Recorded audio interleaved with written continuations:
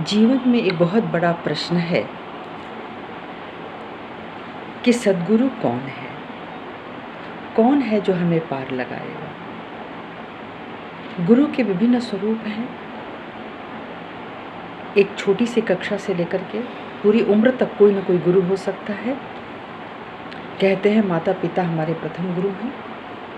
परिवार में भी हमें गुरु मिल जाते हैं। इस तरह से जीवन के हर कक्षाओं में हमें कोई न कोई गुरु प्राप्त हो जाता है। लेकिन सद्गुरु वही है जो साहिब से मिलाता है। साहिब यानी परम से मिलाता है।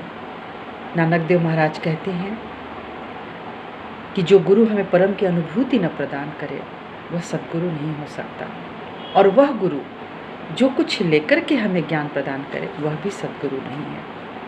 इसका मतलब है गुरु की बहुत परिभाषाएं हैं। हम दुनिया में जो भी कुछ पाना चाहते हैं कभी न कभी प्राप्त कर लेते हैं, लेकिन फिर भी जीवन के बहुत सारे प्रश्न हमारे अनुत्तरित रह जाते हैं, जिनकी प्राप्ति के लिए हम इधर उधर भटकते हैं। ये खुशी क्या है, ये आत्मानंद क्या है, ये संतुष्टि क्या है? जब तक हमारे भीतर इसकी जागृति, इसकी प्रचीति नहीं होगी तब तक हम सब यहाँ वहाँ भटकते रहते हैं। तो एक सद्गुरु के मिलते ही हमारे प्रश्नों का उत्तर मिल जाता है। और गुरु वह कोच के समान होता है। जैसे किसी को तैराकी सीखनी होती है तो उसके कोच, उसके गुरु उसे तैराकी सिखाते हैं। पहले उसे अपने हाथों के सहारे तैराकी सिखाते हैं और अंततः धीरे धीरे वो अपना हाथ हटा लेते हैं ताकि वह स्वयं गुरुत्व की ओर बढ़ जाए, सीखने की ओर बढ़ जाए, वह कला हासिल कर ले। इसी प्रकार जब तक हमें आत्मा का ज्ञान नहीं मिल जाता है तब तक हमारे जीवन की हर शिक्षा अधूरी होती है। और इसी के लिए हम सब गुरु की खोज करते हैं। गुरु बिन ज्ञान कहाँ से पाऊँ, यह अक्षरशः प्रतीत होता है, यह सही है। हमारे भीतर हमारी समस्त शक्तियों का ज्ञान उपलब्ध करा के, उसकी प्रचीति करा के जो गुरु हमें संसार में छोड़ता है वही सद्गुरु है। नहीं तो संतुष्टि के बिना इस जीवन का कोई आधार नहीं है। एक राजा भी सदैव परेशान रह सकता है। कितना सब कुछ पाने के बाद भी वह भीतर से खुश नहीं है। एक समय आता है मनुष्य के भीतर सत्य के प्रति खोज बन जाती है, और जब वह उसे ढूंढना शुरू करता है तो सारी बाहरी बातें उसे आडंबर लगने लगती हैं। किसी भी रिश्ते नाते, किसी भी खेल कूद, डांस ड्रामे में, किसी भी भोजन में उसको सत्य की प्रचीति नहीं होती है, तब वह परेशान हो जाता है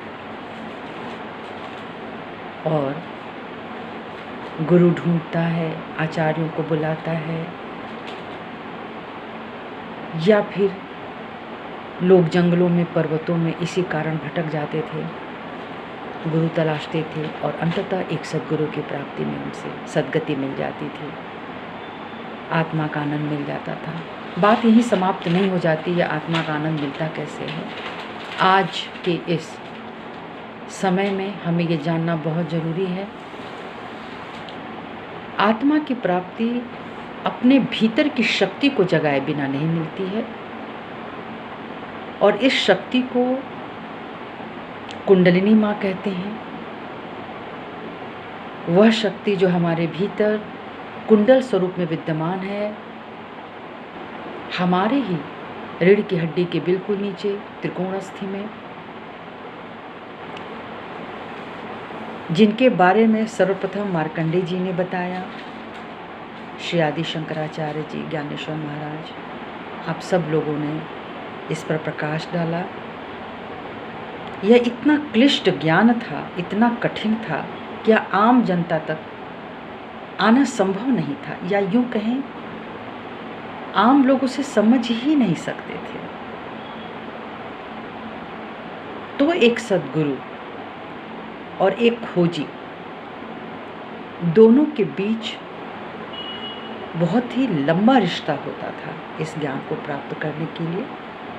तब गुरु उस खोजी को, उस साधक को इस काबिल समझते थे कि यह ज्ञान प्रदान किया जाए, परंतु आज मनुष्य के पास इतना समय नहीं है, इसलिए इसे परम पूज्यनीय श्री माता जी ने आम साधकों के लिए भी खोल करके रखा है इस ज्ञान को।